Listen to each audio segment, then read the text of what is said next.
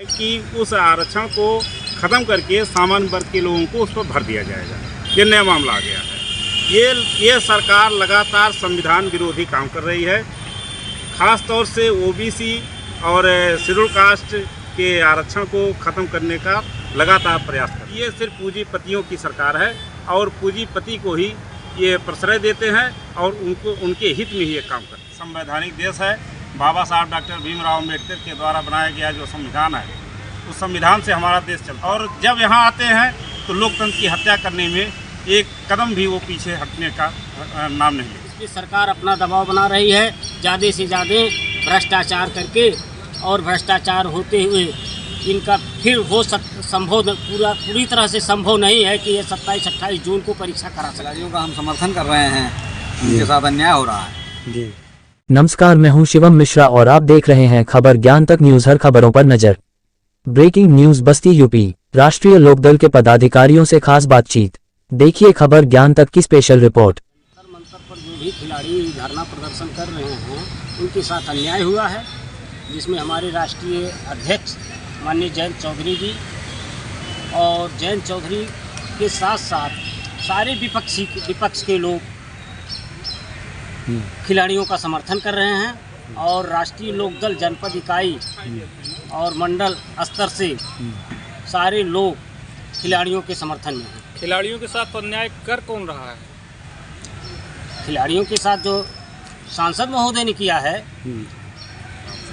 ब्रजभूषण सिंह ने जो किया है वो अन्याय किया है। अभी ग्राम विकास अधिकारी भर्ती में जो आरक्षण वाला मामला आया है, तो इसको लेकर आप क्या कहेंगे?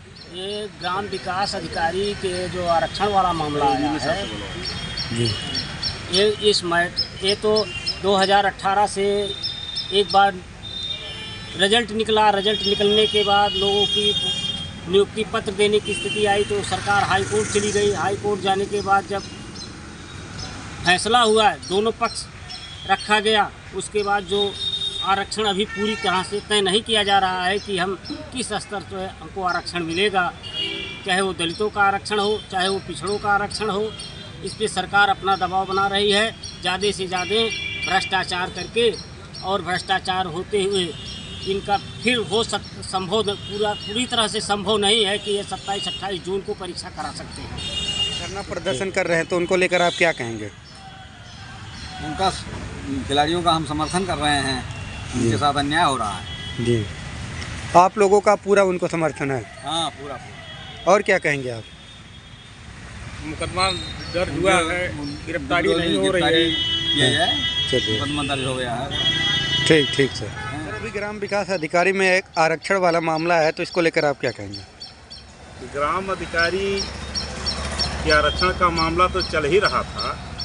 अभी नया मामला जो IAS का जो रिजल्ट आया, उसमें 89 पद जो पिछड़ी जाति के लोग थे वो सामान्य वर्ग में चले गए और वो 89 पद खाली है। और वो आगे चल करके ऐसा लग रहा है कि उस आरक्षण को ख़त्म करके सामान्य वर्ग के लोगों को उस पर भर दिया जाएगा। ये नया मामला आ गया है। ये सरकार लगातार संविधान विरोधी काम कर रही है। ख़ास तौर से ओबीसी और शेड्यूल कास्ट के आरक्षण को ख़त्म करने का लगातार प्रयास कर रही है। अभी जो आपने कहा आरक्षण वाला मामला, तो इसको लेकर क्या आपकी रणनीति बनाई गई है, कोई विरोध प्रदर्शन और दर्शन को लेकर? हमारी पार्टी लगातार किसानों, नौजवानों और ख़ास तौर से बेरोजगार, पिछड़ी और दलित जातियों के साथ हो रहे अन्याय और अत्याचार के खिलाफ लड़ाई लड़ती है। आपको देखा जाता है बस्ती जनपद में कहीं भी कोई भी मामला आता है तो आप उसको उठाते हैं, आप देखा जाता है जनपद में संघर्ष करते हैं। तो यदि कोई आपसे जुड़ना चाहे तो वो आपसे कैसे जुड़े? हम सारे लोगों की समस्याओं को लेकर के हमारी पार्टी, हमारे नेता माननीय जयंत चौधरी जी लगातार वो आज देखिए समरसता अभियान चला रहे हैं, जो भाई भाई को एक साथ रखने का, आपस में भाईचारा बनाने का काम हमारी पार्टी करती है। लेकिन कुछ लोग हैं जो देश विरोधी, समाज विरोधी ताकतें हैं, जो समाज को तोड़ना चाहती हैं, वर्ग और संप्रदाय में बांटना चाहती हैं।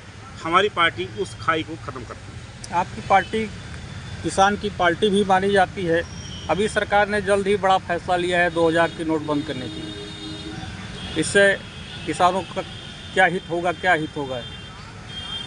ये बहुत आश्चर्य की बात है कि इसी सरकार ने 2000 का नोट चालू किया और अभी 7 साल पूरा नहीं हुआ। 7 साल के अंदर ही पुनः उस अपने फैसले को उलट करके पहले भ्रष्टाचार ख़त्म कर रहे थे, अब नए नोट से, और फिर जो है अपने ही उस कार्यक्रम को बंद करके फिर भ्रष्टाचार को बंद कर रहे हैं। ये समझ के हम लोग के बाहर है। इससे लगता है कि ये सिर्फ पूंजीपतियों की सरकार है और पूंजीपति को ही ये प्रश्रय देते हैं और उनके हित में ही ये काम। मंत्री कुछ खिलाड़ी धरना प्रदर्शन कर रहे हैं, तो उनको लेकर आपकी क्या राय है?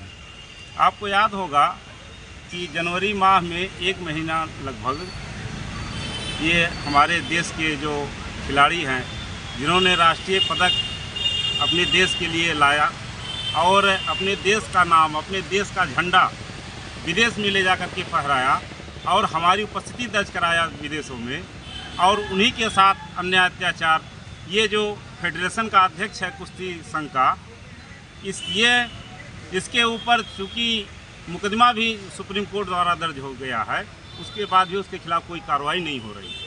हमारी पार्टी लगातार, जयंत चौधरी हमारे राष्ट्रीय अध्यक्ष जी, इस कार्यक्रम इन लोगों के साथ हो रहे अन्याय और अत्याचार के खिलाफ हमेशा उनके समर्थन में खड़े हैं। हमारी पार्टी पूरे प्रदेश में ज्ञापन के माध्यम से और धरना प्रदर्शन के माध्यम से तमाम जिलों में पूरे प्रदेश में हमने कार्यक्रम चलाया है और लगातार हम उनके साथ खड़े हैं। देश आज़ाद हुए लगभग 75 वर्ष हो गए, लेकिन ऐसा कौन सा कारण है कि लोगों को अपना हक मांगने के लिए धरना प्रदर्शन अभी तक करना पड़ रहा है? हमारा देश संवैधानिक देश है।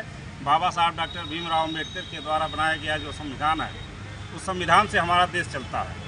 हमारा देश लोकतांत्रिक देश है और हमारे देश के प्रधानमंत्री जब बाहर जाते हैं तो पूरे दुनिया में ये दुहाई देते हैं कि दुनिया का सबसे बड़ा अगर लोकतांत्रिक देश कोई है तो वो भारत है, और जब यहाँ आते हैं तो लोकतंत्र की हत्या करने में एक कदम भी वो पीछे हटने का नाम नहीं लेते।